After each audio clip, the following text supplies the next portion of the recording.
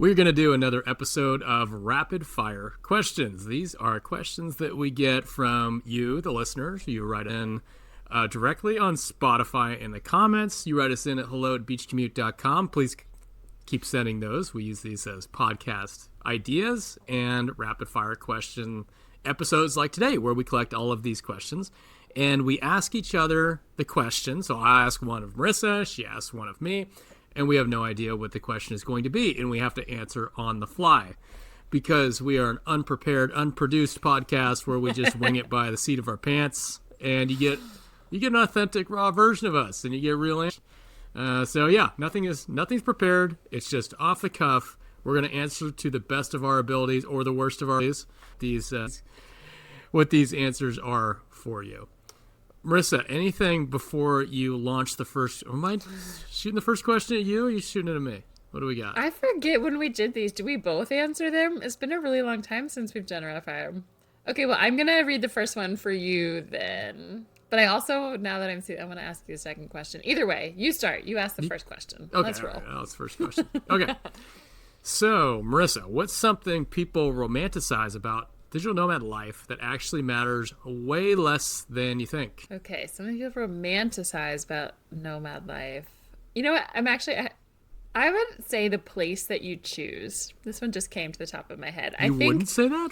No, I would say people romanticize the places that they choose, and it's less important than you think in some ways. This is like, I agree and disagree in some way. Bear with me for a second. If I back up to before I was a digital nomad, I hate that term anyway, but before I started working remotely and traveling, before I thought like, I want to go to Thailand, I want to go to Bali, I want to go to Vietnam. There was like really specific places I had romanticized in my head. So if that's the question, it's saying like, what do people romanticize about nomad life? And I had romanticized specific places, specifically in my head, Thailand.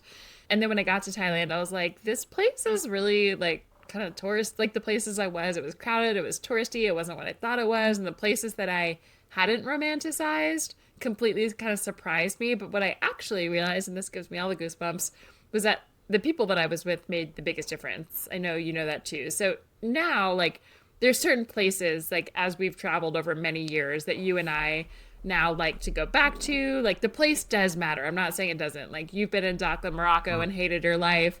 I've, spent some time in Latvia working remotely during the fall, during COVID. And I was like, get me out of here. Like, there's places that should be romanticized for a reason. But I think the bigger message that I have learned over time from working remotely and traveling again to like 78 different countries with hundreds of different people is that like the company I'm with matters way more ultimately than just the place. So like if I romanticized going to Thailand versus like Jeff and 5 other of my friends are going to be in Greece, or I mean they're also still great places, right? Or like Mexico, or a place I've been, or somewhere I'm like meh, like I would take the company like 100 times out of 100 over just going to a place that I had been romanticizing in my head. Does that make sense? Yeah, it's maybe more of an evolved answer than I was going to give. I was just thinking working from the beach. I mean, it's ironic. Simple, we name our fucking company Beach Commute, and all we do is talk shit about working from a beach. Because it is kind of a romantic thing, and it is kind of tied to what you're talking about. You think of Thailand, you think tropical, you think beaches, and things that go with that. Thailand. Bali is the romanticized when you first think of digital nomad. You think Thailand and Bali, right? Probably think, would you think Medellin? You'd probably think Colombia, I would think. It's up there. Maybe not as high as Bali and Thailand. Yeah. When you think of those kind of things? Yeah, so I think you're right. I think you just think of like, I'm working from paradise. I'm no longer vacationing there. I'm working from paradise. Nobody's thinking of like the polar ice caps with their laptop. It's always like somewhere with better weather than where you're living. Yeah. But you should romanticize that. That's good for a reason. That's not under romanticized. Warm places are great.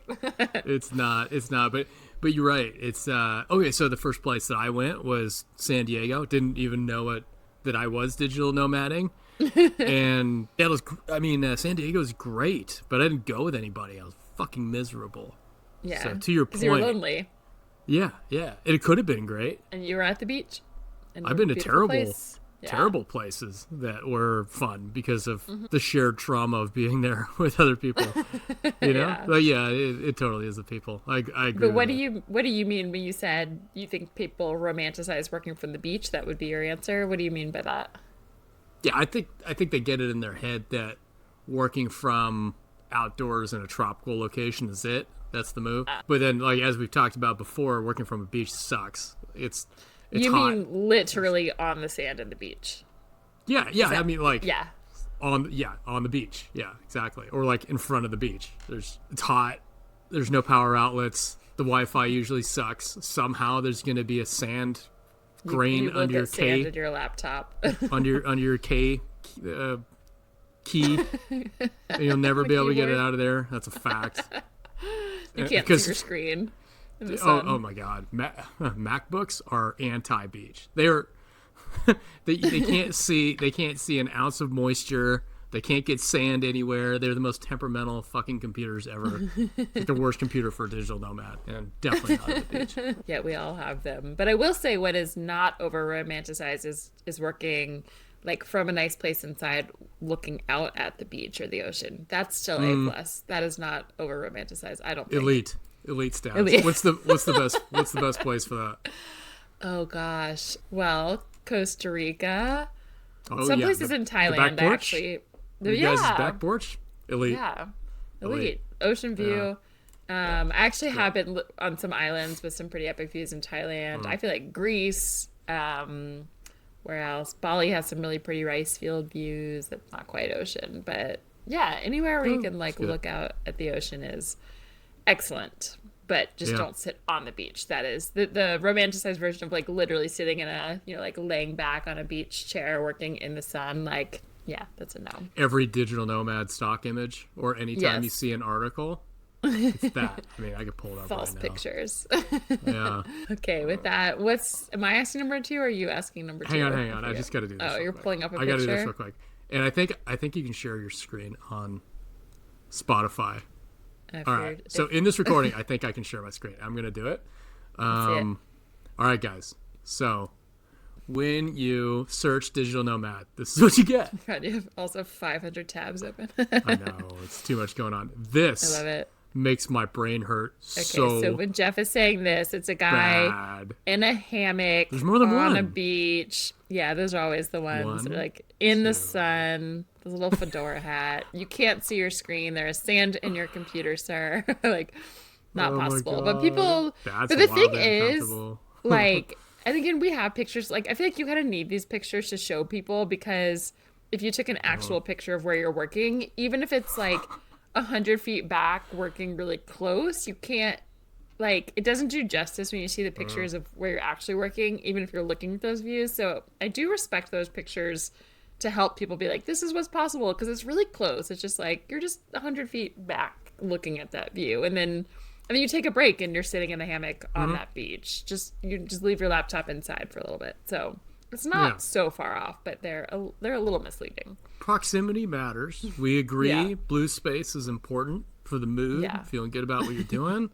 We don't agree that being on the beach is the move. That is over romanticized with your laptop. Over-romanticized. Take your break from your laptop and then go sit out there. That is Agreed.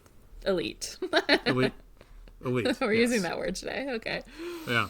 All right. Number 2, I'm going to ask you, what's a green flag you've noticed in truly great remote first companies? So companies that let you actually work from anywhere. Founded remote. Founded fully remote that's like a filtering gate for me. It's like a yes or no type of thing. And if depending on what you find out about that, it's either usually really good downstream shit or like maybe they adapted to COVID type of stuff. And I think that's actually important because a company that was founded as fully remote, they've got all the like remote values that we love. They trust their employees to work asynchronously, like in their own hours, their own time zones, whatever. Usually they don't have a big like meeting culture. Yeah, like you don't have tons of meetings on your calendar all the time, just sucking up your day. They're more like they're more likely to adopt good tech that works for this. Loom videos, using Slack, using WhatsApp. They're better at understanding like employees' output versus the time they put in. So you have to be founded as a fully remote company. You have to be like really, really in tune with who's producing what the output actually looks like versus the hours put in, because you don't physically see people. That's the only thing you have to go on if you're founded fully remote. You know, but companies that started in an office, they're used to just butts and seats, fingers on keyboards, and that's my measure. And then they had to adapt because of COVID afterwards and figure out all these systems. How do you recognize performance in a company if you can't see them? And they're just kind of trying to figure it out by force, as opposed to companies that are founded remote did that because they wanted to, because they're passionate about it. You know, they weren't forced into it by COVID and trying to figure out how to make it work. They did it because they loved it. They came up with these systems that work for everybody, and they recognize good employees, you know, based on how they're working, not because they're the loudest person in the room in the meeting, in the office room, and the actual, you know, introverted producers getting ignored. Yeah. So I think culturally, and even like remote culturally, founded remote, that's a elite. The word of the episode. Status. Adapted to remote, a deep number two, a far number two. Right. Yeah. Love it. Yeah. That was not, Yeah. I don't know what I thought you were going to say, but it wasn't that, but it makes total sense. I like that it's like the top one. For me, I have a close second that came in mind as you were talking, but the first one I just said is literally the words work from anywhere. So there's a lot of, so the question is like the green flag you've noticed in truly get remote first companies. So there's a lot that are remote first, but they're remote from home, remote from everyone has to stay in the country they're in or whatever it is. So if you see the words work from anywhere in the job listing on their, you know, careers page, then I would say like that's the biggest green flag to me. And then the close second that came to mind, I just want to share as well, that reminded me as you were talking, was if you look at their LinkedIn and you see people from all over the world who work there, like from different countries, that's a big green flag to me too, because it probably means like they don't really care where you are, like they're hiring from anywhere, you can probably work from anywhere, and they've figured out how to make that a possibility for them, so it won't matter where you are. Yeah. Love that one too. I probably would have gone there second. Yeah. It's good. Yeah. Cool. All right. Oh, I asked next one. 3.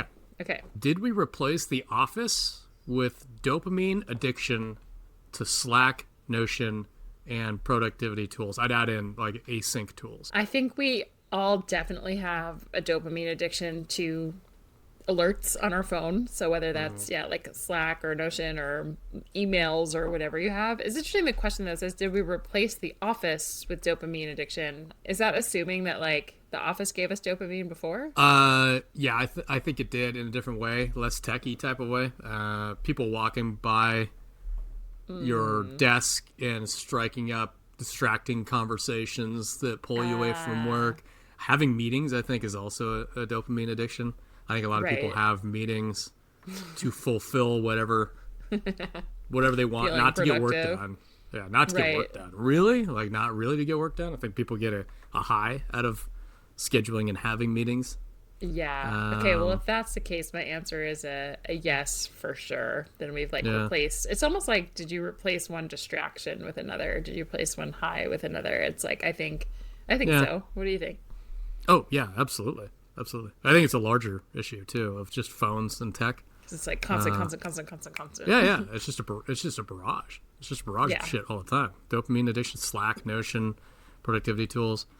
It's such a trap too, because you're sitting at your desk and you're answering pings, ping, and you respond back, and you just keep feeding the beast. Like the more you text, the more texts come back to you. True. And at the end of the day, you're like, oh man, I was so busy today. Well, you were busy, but were you productive? Like, did you? No. Because when you're actually productive, what did you do? Like, you just like turned everything off and wrote for 2 hours in a flow state. That is where the real work got done. Or you went for a walk and just like did whatever that latent thinking is, and he's thought deep about strategic shit.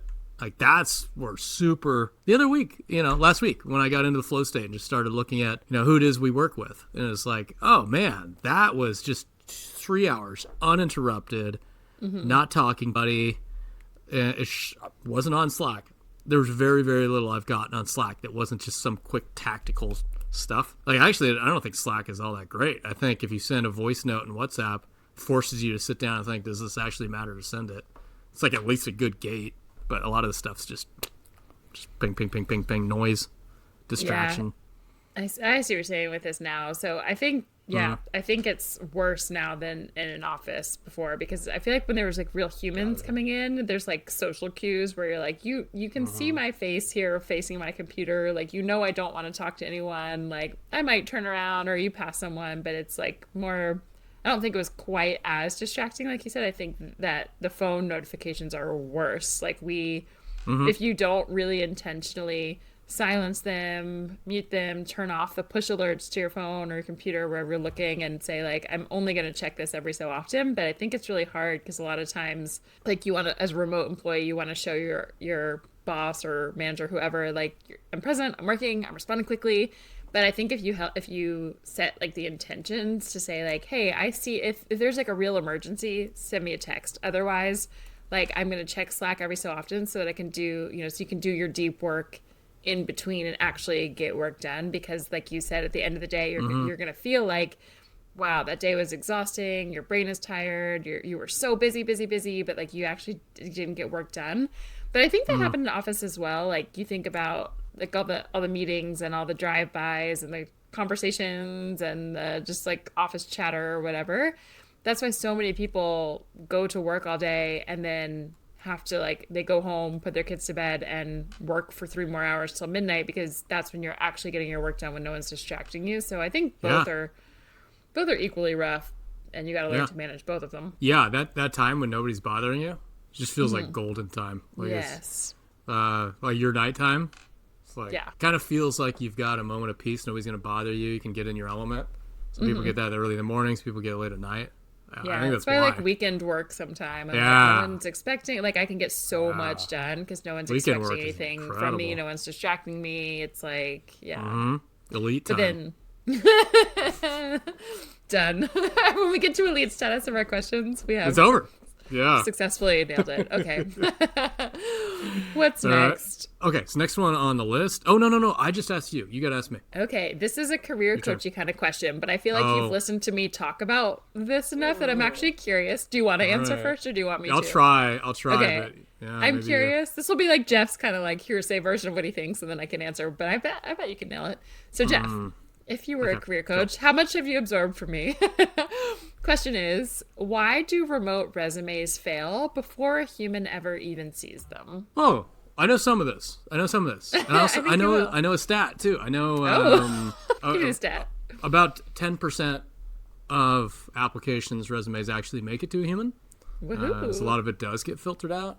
Yeah. And from what I've learned with talking with you, there are tons of applicant tracking system AI filters that will prevent you from even getting in the door.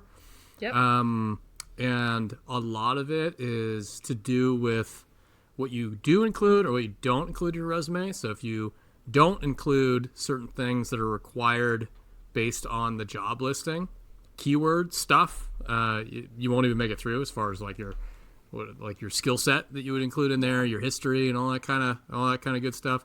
Say, for example, it's a marketing coordinator job, and you haven't listed the right like tech skills that the applicant tracking system is looking for, like Notion, Slack, or I don't know, Calendly, whatever the job is requiring. You haven't included in your CV, it might just filter you directly out. That's why in your remote blueprint resume, you have it run through ChatGPT, so you understand like all the things that you should be including for the job requirements, so that you can include that in there. And then there's red flags of things that will get you eliminated that you do include in there that you shouldn't have. For example, a lot of applicant tracking systems will filter you out if you have an image in there for whatever reason. I've heard that from a lot of people. And by we say an image, a lot of people think you should have like a picture of your face is what you're talking about. But but you shouldn't. Don't do that. It messes up. Yeah, kind of counterintuitive. When we hired for the marketing assistant job, God, I'd say 30-40% of them had images in there. Yeah, it was on LinkedIn, so I saw it. We weren't using the applicant tracking system, but if we were, That would have been, that would have been a huge chunk. I wonder how many people are actually using that. I'll have to throw that on our LinkedIn survey.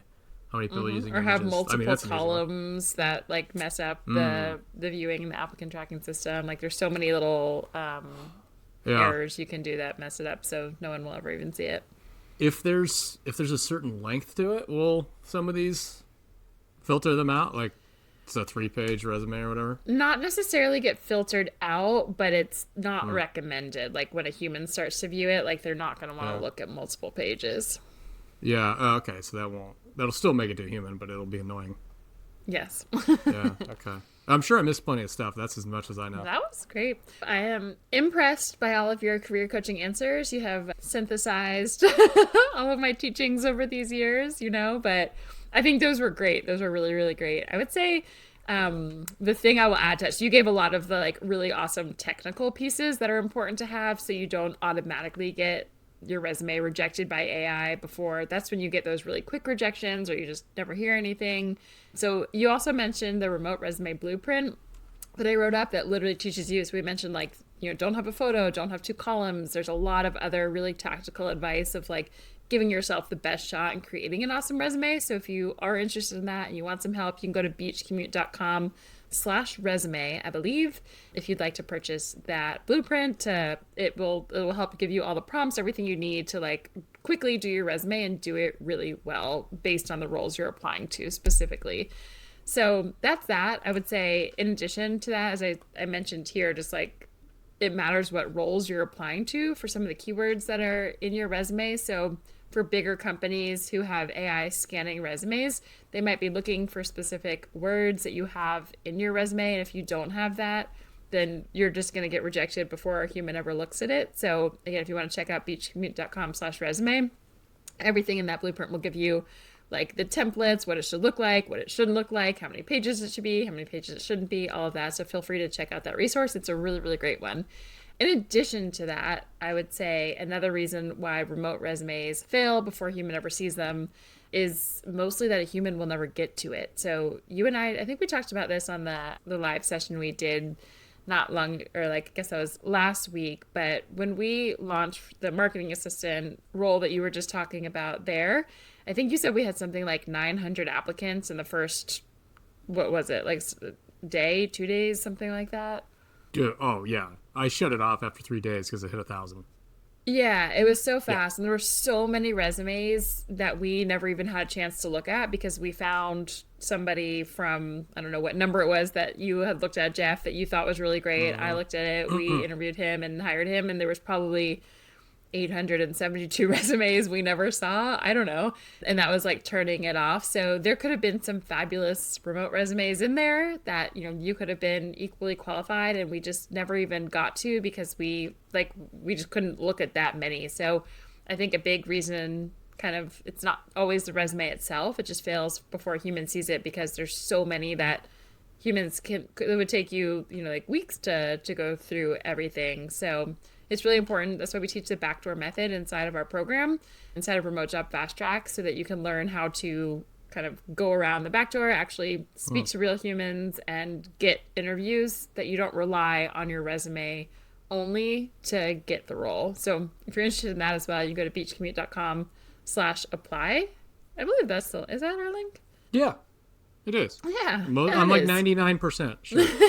Go to beachcommute.com/apply, see what happens. So am I kidding? We'll check that it is. But yeah, if you go there, you can also apply to Remote Job Fast Track program where we have a bunch of people who will help you actually navigate this so you're not just sending your resume in blindly and hoping for the best, even when you're qualified and never hearing back. So yeah, I think that does a good job of answering number 4. Okay. Number 5 is me, I think. Yeah. Yeah. If someone could only do one thing this month to improve their chances of landing a fully remote job, what should it be? Ooh. We got to keep that one tight because that could go really long. I could go 500. Yeah, honestly, I know. I'm not saying this just to say it. If I could say you can do only one thing this month to improve, I would say join Remote Job Fast Track. And I really mean that wholeheartedly. And that will come with a lot of things you'll do inside the program. But we are helping people speed up the amount of time it takes them to actually get a remote job. Like so many people are getting them in a matter of weeks or months instead of like who have been trying for years and years and years on their own and not landing it. So I feel like this like sounds salesy. Like this literally was not our question. This was not meant to be a sales pitch, but I do just so wholeheartedly believe in the program and what it can do for you that I would say the one thing would be to apply and join if if our team feels like you're a good fit to help you. So that's beachcommute.com/apply. Do you want me to give one tip if like for someone who wouldn't just join the program? Yeah, I think so for people it's way harder to do it on your own for sure. It takes longer, but like is there something that they can do? I would say connect with real people. I'm going to give two. I can't help myself, career coach. Okay, one is I feel like you have to have this one to do the rest, to do anything else well, but like you need to do more than just this. But I would say if you are not crystal clear on the remote career that you want to apply to, therefore your resume wouldn't match what you're applying to. You're applying to the wrong roles. Your resume is getting rejected. If you're speaking to real humans at a company, you don't even know what role you're asking for. If you're someone who's like, I could help you with anything, I could kind of do a bunch of these things, or you don't know what to do, get crystal clear on what remote role you want to do first. Again, this is something we help you with inside of Remote Job Fast Track, but that is so important. It's like the domino. Like if you have a line of dominoes and you miss that one, no other dominoes will fall. So that's important. And then I would say if that's in place, talking to real humans at companies, and there's like a way that we teach you how to actually speak to humans and get in the door of people who like you've never met or at companies you don't know, but it's so important to do because they can help you actually land a job and get your resume seen by the right people instead of applying into the whole black hole of the abyss and never hearing back. Yeah, I'd add nothing to that. Yeah, and if you do want more information about the Remote Job Fast Track program, head over to beachcommute.com/apply. And that's actually going to take you to a quick quiz, I guess you could say. It's a very short quiz. It takes maybe 2 minutes to finish. And it's going to help us determine if we can be a fit and if we can help you. So it just takes a minute. Just want to learn a little bit more about you and your job hunt. And we will reach out to you and see if we can help you. Okay, next one's for me. Go. All right. So, Jeff, why do I love this question because we do not, but why do some people secretly miss going into an office? And if so, like, what are they missing? No, boy. Causes that. Put yourself in someone's shoes who feels this way. It's not us. Yeah, I read something recently that this reminds me of. A lot of people implement return to office mandates and want to go into the office. This is a study because they are male manager/director types who get a lot of ego boost from this, feeling important, being in the office. And they want to be in the office because it makes them feel important. There's nothing else to it. This study showed that they feel important by going into an office because you get to, you're powerful, you get to manage people, you feel important, and it's hard to do that when you're fully remote. So this is actually turning out to be a big reason for a lot of return to office mandates for these folks that want to be in the office because they feel very important. I would say people that, just anecdotally, people I've talked to that want to be in the office, they miss the social interaction. They don't get it outside of the office, or they don't get enough of it outside of the office. And they do relate being in the office with getting their social fix, getting their social buzz, because they're just not getting it anywhere else. Other than that, I have not heard people say that it's for productivity. I have not heard people say that they like commuting to the office. The only thing that I've heard people say is the social aspect of it. And maybe, the feeling important, putting on the suit, guiding people around, control type of things. Nothing that I love. Nothing that I particularly like. We run far away from offices. I would add, like, for the people who I've heard anecdotally, and these are less of our travel people, but like when I go back home or talk to people who do kind of go into an office sometimes, or even think back to my days working at Pepsi before like remote work was really a thing, or like you could kind of work from home for like a couple hours, or like maybe on every other Friday or something. Back then, I would say there were some parents who liked going into an office because they got a chance, like they could work better away from their children. So for all the younger people who were working in office who didn't have kids, we were all like, let's work from home. Like, we don't want to go in. And all the parents were like, even when their boss said, like, you can stay home, they're like, actually, I'm going to come in for a few hours. Like, they wanted to have a break, get away from their kids, have, more uninterrupted work time. So I do get that. So maybe some parents might secretly miss going into offices to, like, get away and feel like an adult and have uninterrupted work angle. time. Yeah, I think that's real. And if you're, working from home, it might be that you have to, you want to hire a babysitter or have your child in daycare or something so you can, like, leave and go to a coffee shop or whatever that looks like for you. So I do get that.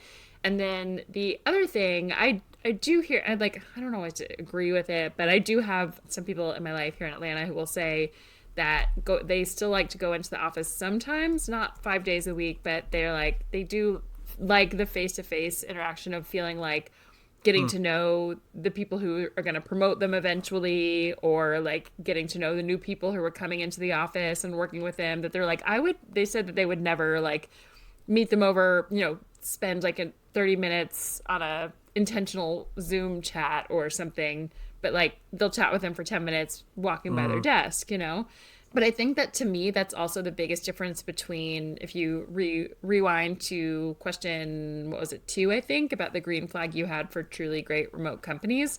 And I've found this to be true, is that like if absolutely everybody in the company is working remotely, you're kind of all on even ground and you don't need to like put in FaceTime and go meet people. It's like you do a good job and you kind of meet people on your calls or whatever, you're fine.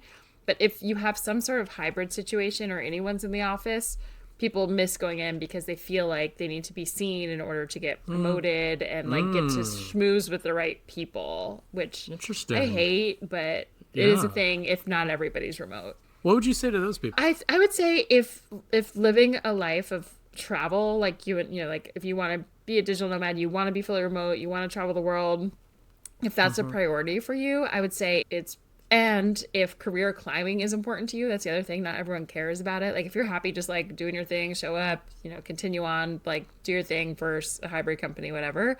But if you're someone who like you want to keep climbing in your career and you really want to travel, I think finding a company that is remote first, that is like founded as a remote company where 100% of people are remote and don't ever go into an office, that's going to be your best chances of thriving, because you're not going to be the standout who isn't getting time schmoozing and getting to know all the people. Like everybody's on an even playing field of not doing that. So I would say find a company like that. Yeah, I would agree with that too. Absolutely. Cool. Nothing to add. All right, number 7, elite answer. Number 7, which remote work tools actually reduce stress, and which ones do you think increase stress? There's a great one for reducing stress that I'm using right now. Actually using it like in wind down time, but it's also very good for focus time too. It's called Moongate. Have you heard of binaural beats? Yes, I use them. You have? What do you, okay. Can you explain binaural beats? Yes, so binaural beats are, you need headphones to listen to binaural beats because it's like alternating sounds from one side of your like brain to the other through your ear.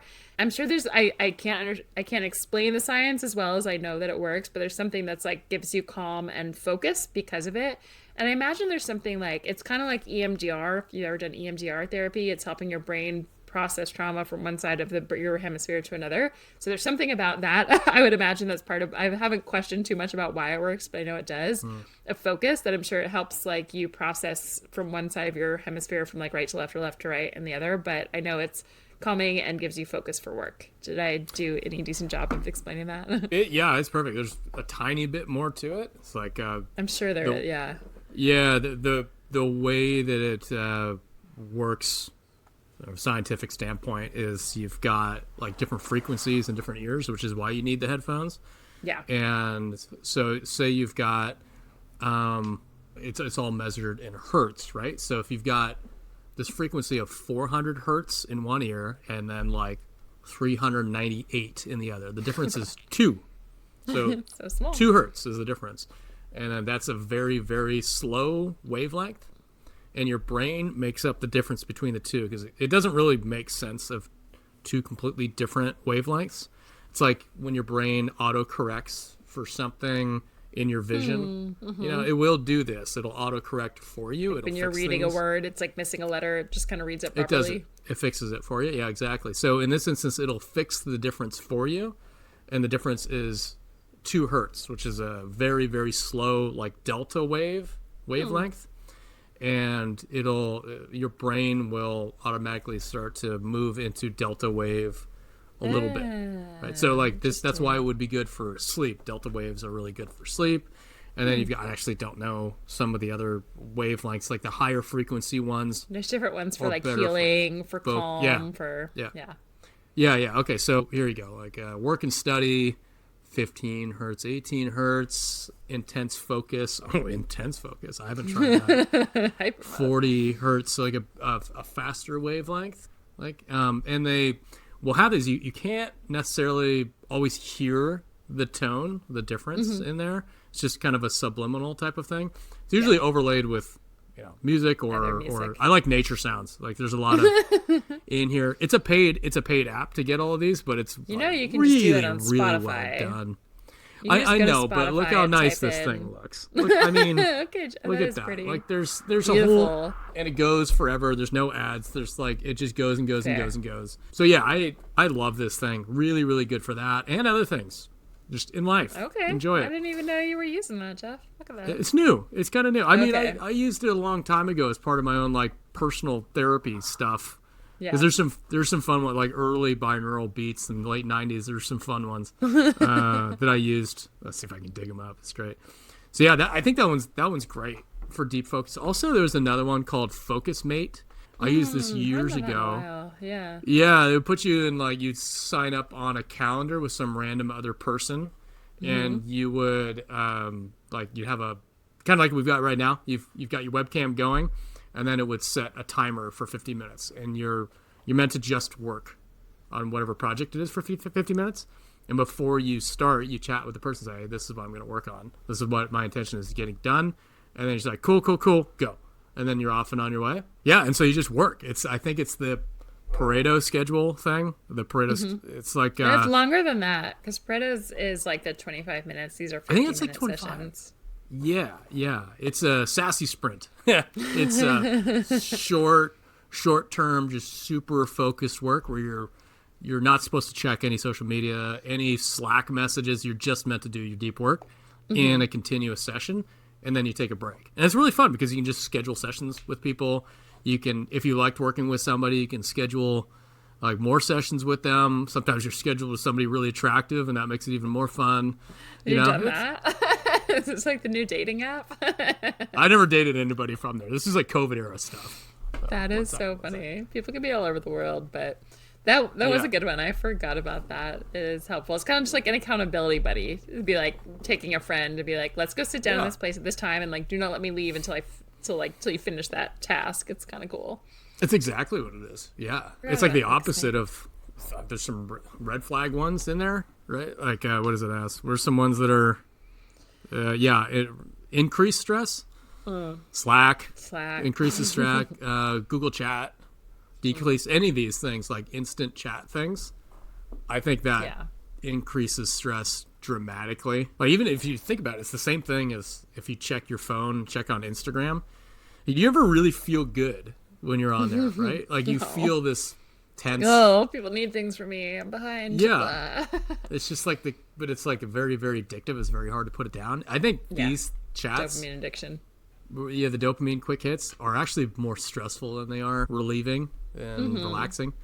So I think any of those quick like chat tools, async tools that are not Loom or like longer voice notes that are thought out and are not just a quick fix, I think they are detrimental. Yeah, love it. I was gonna say Loom is always like my go-to of just like that's the best remote work tool. We're not elite. Sponsored or anything. It is elite. It's basically they're not sponsored. I know we should be. It's basically you just get to like have a full meeting, but it's a one-way conversation, and you get to like show your screen. It records it, and it sends it a nice link, and it's like one step further than a voice note if you need to share your screen and explain things, and it just saves meetings. People can watch it in double speed, so it's like listening to a fast podcast. Like there's just so many amazing things about it. So I don't understand double speeding things. You don't listen to things in double speed? No. Do you listen to my voice notes in double speed? You should. Occasionally, Really? a very, very seldomly. If you're getting a little long-winded, I'll put you in 1.5. But You should put me on 2x, even for anything. I I take don't no offense. want my brain to be optimized for that much speed. I feel want like to when take I hear my time things with things. in like normal speed now, it sounds like slow motion when I listen to things back. I think because I'm so used to listening to voice notes and podcasts on like 1.5 or 2x that when I hear normals, like during a conversation like this, for some reason, I feel like I'm speaking really fast, like to you. But when I hear things played back, I'm like, this is so slow. Like, that's probably not a good thing. I feel like maybe I need to wind that back down. But I listen to every voice note, usually in at least 1.5x speed on WhatsApp. And Loom videos, definitely a double speed, unless there's something I really need to watch. But it's like, yeah, you just get it quicker. It saves you time. Yeah. Time. I don't know. Okay. I mean, I don't like the idea of like downloading information in your brain like the Matrix faster. I want to take my time with it, but I can see You're it. not I listening can't. to my voice notes on 2x speed. I need to be listening to you faster. Yeah. Okay. Yeah, you can take Fair. it in quickly. Yeah. But yeah, for the binaural beats, if anyone you can use the app Jeff said, but it's also you can find them on Spotify, on YouTube. Like you can just kind of Google things like that, and you can just Google specifically like binaural beats for work, for focus, for healing, for like relaxing, whatever you want. It's cool. Yeah. Cool. I didn't know you were using those. Love that. Okay, I think you're asking the next one. Okay. How do you manage energy as a remote worker instead of time? And what does that even mean? How do you manage energy remote working instead of your time? Yeah. I guess protecting for your- me, to protect my energy and like in order, instead of just like saying I'm working 4 hours, like let's go. I guess this question is really saying, for me, it's thinking, how do I say I would put the more important tasks first, so I have a limited amount of energy, and typically the more you work, the more your energy and focus, like it just kind of gets worse throughout the day for most, or just like through the hours that you do. So for me, managing my energy, I try to do the most important tasks first. I'm not always perfect at it. Sometimes I get up and I'm like, oh, people have responded. They've written me things. I need to write back. And then I've used half my brain power when I should have just like waited an hour and focused on the most important tasks first. So I'm not always perfect at it, but if I was, I would manage my energy by absolutely doing like the things I want to get done that take the most creative energy and doing it first, and then saving the like Slack responses, email responses for a little bit later when my brain is tired. And then that's a big one for me. And then also managing my energy is managing my schedule. So for me, I like to have a really slow morning. If I have to jump on an early call and like get out of bed and start talking, my whole day is shot. I am not happy. I am not focusing well. I'm not doing good work. I'm not speaking well. Like nothing is good. So for me to manage my energy, I feel like a lot of people in the productivity world think about it as like lazy, like, oh, you're so lazy if you're still in bed at 9 a.m. But for me, I'm like, I love a slow morning. Like the rest of my day is going to be so much better. I'm going to work better. I'm going to be a better human. I'm going to be a better friend. I'm going to be a better coworker. I'm going to be a better leader if I can have a slow morning and start my work a little bit later. That's me personally. You might, if you're listening, maybe you are the 5 a.m. club and you love to get up and like get rolling and do your work at 4 a.m. If like, I'm not saying my way is better. I'm saying manage your day to fit your energy and your rhythms, I guess is what I want to say. What about you? Yeah. Because I'm recovering morning person. I'm trying my best to learn this because I've got this problem where I wake up in the morning and I feel well, at least I used to. It's not as bad anymore, but I feel guilt if I'm not just plugging away.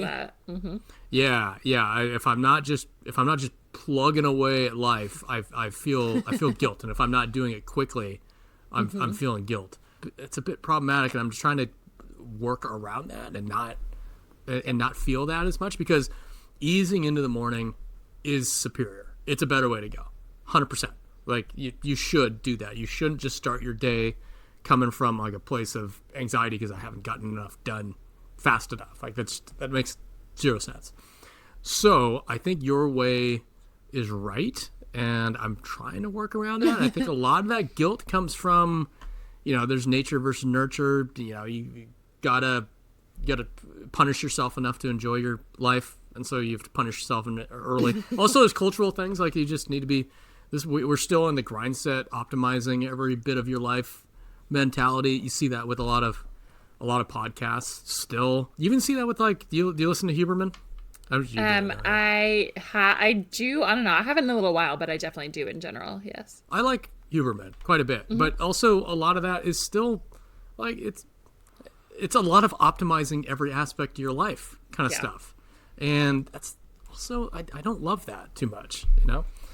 I do know. I feel like I've actively been trying. Like, I think my Instagram feed was filled so much of that because I do like it in theory, where it's like, how do you work better? How do you be more productive? How do you manage, all of this stuff? And I feel like lately I've been like, take that away, like go right past it. Like, I don't want to know how to be more productive. I think we've like over productivitized, it's not a word, or if it was, like our society. And instead I'm trying to like unwind and be like, how do I actually not be productive? Like, how do I sleep, like rest for 3 hours in the morning and then just actually go work? I don't want to maximize I'm not interested in maximizing every hour of my day. I'm not like interested in, I'm sure I could do better deep focus work for like 6 hours a day if I wanted, but like I don't care right now. I'm actually just looking at like, how do I feel good? How do I relax? And how do I fit what I need to get done into this day? And like, I'm happy with that. And I feel like that feels better to me than like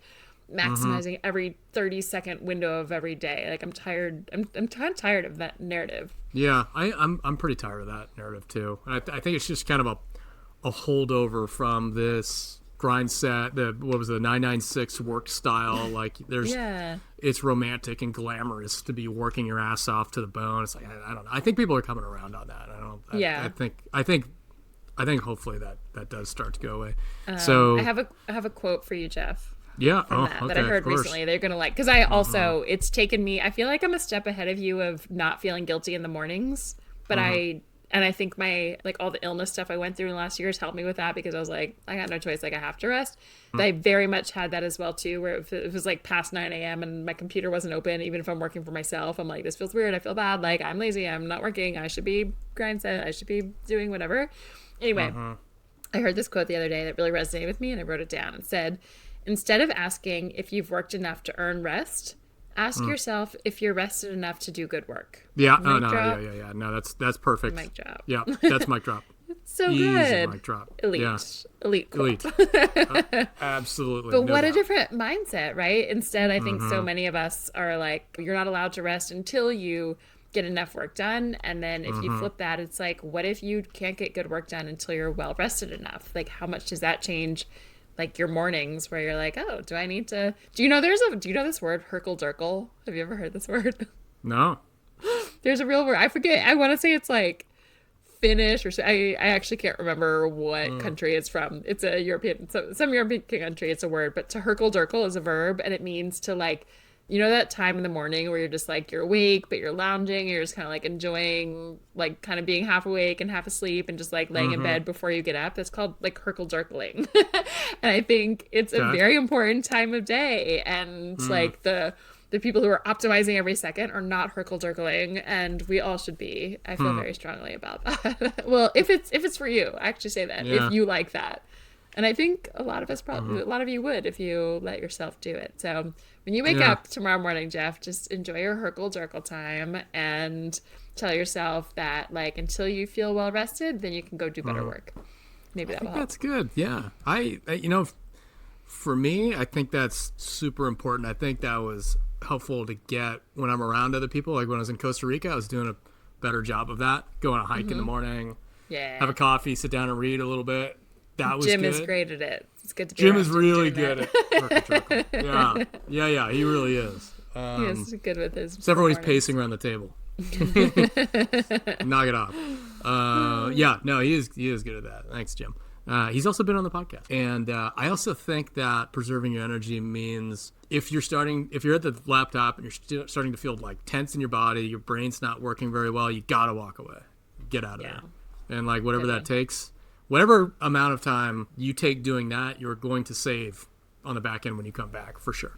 And that's It's just always a good reminder of times. yeah, I'm much better at this now. You're much better at it now. But the times getting where better, yeah. you like have a project, or you're like, you have this email to write, or you have this project to finish, or this data to analyze, or whatever, and you're like, okay, I gotta get it done. And you sit there and you try, and it's gonna take you like 4 more hours. If you just left and walked away, maybe for the night, or just go for a walk and come back and do it, like that 4 hours might take you 30 minutes and it's going to be done better. But I feel like we're so used to being like, you must sit, you must stay, you must finish it. When in reality, if you manage your energy and get your energy right, you can come back and do better work. Yeah. There's not mic drop done. Yeah. Okay. Am I asking you this one? I think so. Number 9. Yeah. We've got this and one more after it, which I think is, you're all going to like this question for number 10. So stick with us. Okay. So number 9. What's the most underrated skill for succeeding as a digital nomad? And then that has nothing to do with travel. So how do you succeed as a digital nomad that doesn't have anything to do with travel? I think it's being adaptable and flexible to life. Yeah, it does relate to travel. It kind of relates to every aspect of being a digital nomad, being a remote worker, is being able to adapt to maybe uncomfortable situations, to unpredictable situations, and roll with the punches. Yeah, because I feel like if you need to control every aspect of your life, you're going to find out very quickly that you have no control over anything, and it's going to just fry you, and you're going to be very disappointed and frustrated with your life. And maybe, like, we've seen these stories of people stopping becoming digital nomads because they didn't know what they're getting into, and they ran into problems very quickly, and their life was not sustainable. I think it can only be sustainable if you're able to adapt to the unknown a little bit. And we talked about how this is, I think, the last podcast, the one before that, maybe, how that's the true form of growth, I think, in people is pushing beyond the anticipated of your life and the control of your life, and just adapting to things, and then building confidence in that, like, hey, I got this. I figured it out. Life threw some weird shit at me, and I handled it. And I think it is a skill. I don't know if it's a teachable skill. I'm curious if you think that there is something to that. I feel like it's a muscle you learn over time. So I guess I think it is a skill, and I think the more you put yourself in situations like that and prove to yourself that you can survive and figure out whatever comes at you, like that skill increases. It's a weird word, skill. I know what you mean. It's like, is it a skill? But I think it is. Skill. Yeah, exactly. What is skill? Like, how would you describe a skill then? Skill is something that you can build on. Yeah. You can get better at. I think that you can. I think some people are inherently better at it than others, but probably based on their own life circumstances leading before that. Okay. But I think anyone can learn it and get better. So I guess that would make it a skill. And I actually would have the exact same answer. It's just learn how to roll with the punches, learn how to deal with the unknown, because so much is uncertain and unknown. Like if you stay at home and you're not a digital nomad, you have your home and your Wi-Fi works, and you know when you don't have roosters that are going to interrupt your call, and the noises and the schedules, and how to get your groceries and your food. And it's very rare unless some hurricane comes through once a year, or something interrupts you. For the most part, you're not dealing with uncertainty and unknowns. And everything about digital nomad life is a literal uncertainty, and things can change all the time. You might think you found a place, and then the visa rules in that country change, and you have to move, or you need to go somewhere else, or you meet someone, or you want to, whatever it is. I feel like the whole game of nomad life is just being comfortable with uncertainty. And I think it is a skill that you can get better at over time. And the more you do it, the better you get at it. And it's just, I feel like it's just life figuring out anything, right? It's as something comes up, a challenge comes, it's not oh my God, this is the end of the world. It's okay, this is happening. How do you figure it out? What should you do next? What's happening? And that's a skill. I think it's important in business and work and life with friends. But it's the number one skill for a nomad. Right. Yeah. Maybe that is something that you flex. If you think of it as a muscle, then that does make sense to me in that context. Definitely. I think so. Yeah. So. Yeah, that works. Works for Yeah, me. we have one last question before. If you're not already on our email list and you don't yet have a remote job that lets you work from anywhere, you may love our daily emails. We send remote job listings each day from companies, only the green flag companies that let you work from anywhere. So you can go to beachcommute.com/email, and we give you lots of tips and remote jobs and help you land a remote job that lets you travel anywhere. Okay, with that, I forget who's reading. What's number 10? Are you reading it? Yes, I'm reading it. Okay. Last one. If you had to start over today with today's job market, what would you do differently to get to go remote faster? Oof. To get remote faster. Honestly, I would answer. I'll Today's give you market. another answer as well, but I would still say like join remote job join. fast track Yeah. ASAP. That That's did correct. exist. If this existed when I was like trying to figure this out, I would have joined it in a heartbeat and would have helped me. So you go, what do we say? beachcommute.com/apply if you want to fill out the application to do that. Otherwise, if this is asking, so what would you do differently to go remote faster? I'm like, back in my day, like 10 years ago, longer than that.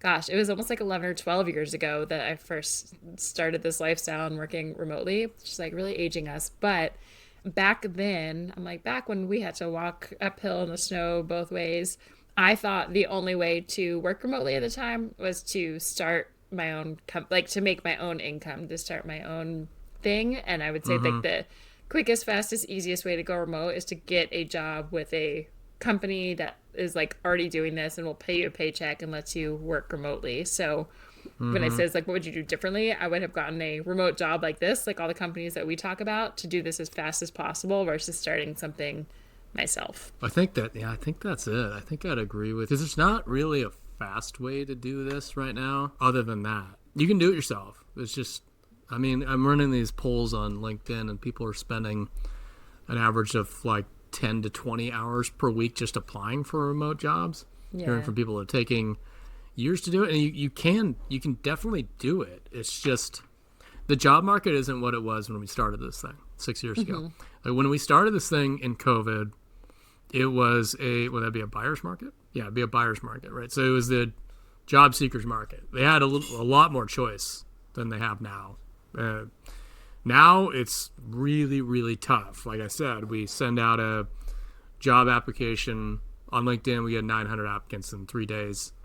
We don't even have to pay for it. We don't even have to pay to list that. It's free. It's absolutely a seller's market at this point, Right. employer's market. So I would say my answer to that has changed. Before I would have said 6 years ago, I would have said just get a bare bones remote job working for a company, a new COVID era job that popped up, that lets you work from anywhere, because I didn't care back then. Just get your feet wet and go for it. That's not realistically available. I'd love to say that answer again, but like realistically, Just apply. having my head in the game right now and seeing, Yeah. on the ground level what it actually looks like for people, that's not real life anymore.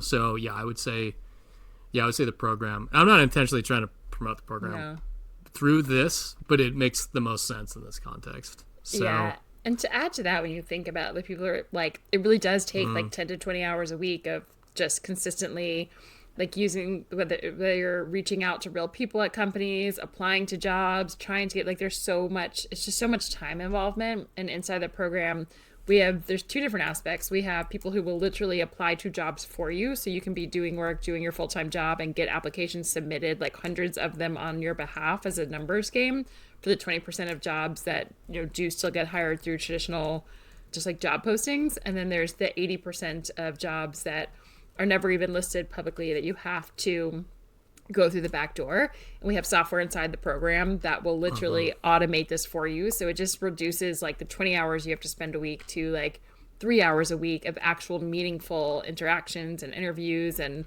stuff like that, where it's just like, it's going to happen faster with the tools and the software that we have that you just wouldn't be able to find or use. It just doesn't exist for you to like use on your own. Like that's why we specialize this. We have someone who runs this program specifically, and like day in and day out, he's just thinking like, and we have a bunch of coaches inside the program too that were like, how can we help you get a job faster? How can we help you get a job faster? We are like always looking for like the latest tools, the latest support, the latest thing that's working, and it's like working with hundreds of you to do it faster, and it's working. So that's what I would say. Yeah. Love it. Well, with that is our 10 rapid fire questions for today. Hopefully you loved our elite final answers for each one. And I got nothing else. You got anything, Jeff? You guys all good with these podcasts going longer? Because I like it. Let us know. I feel like they've always We're been going around longer. this length. Are we? They've always been around this length. Sometimes, no? No, Oh, they've okay. been around 40 minutes, 45 minutes for like 4 years. And now we're consistently going over an hour. Huh. We got a lot to say these days. Yeah, a little bit more verbose. Hopefully you like it. But yeah, if you have gotten any value from this episode today, it really helps if you can leave a 5-star review so that more people like you can find these episodes. We so appreciate it. They do grow. So if you're listening on Spotify or Apple, if you can open and leave the 5-star, the stars, the thumbs up, whatever's there, that would be awesome. We love you for it. And other than that, I guess we'll see you next week. See you next week.